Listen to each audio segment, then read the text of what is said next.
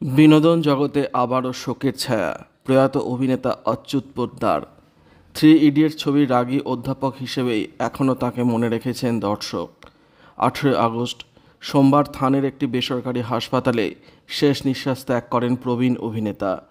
দীর্ঘদিন বার্ধক্যজনিত রোগে ভুগছিলেন তিনি, কিন্তু তার মৃত্যুর সঠিক কারণ এখনও পর্যন্ত জানা যায়নি। 19 আগস্ট থানাতেই তাঁর শেষকৃত্য সম্পন্ন হবে।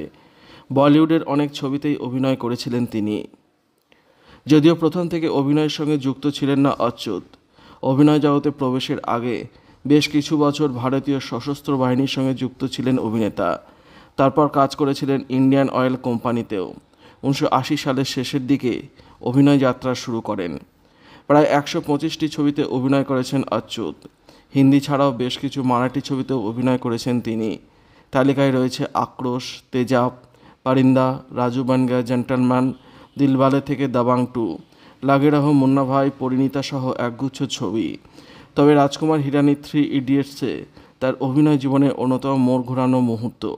ইঞ্জিনিয়ারিং কলেজের কড়া অধ্যাপককে আজীবন মনে রাখবেন দর্শক।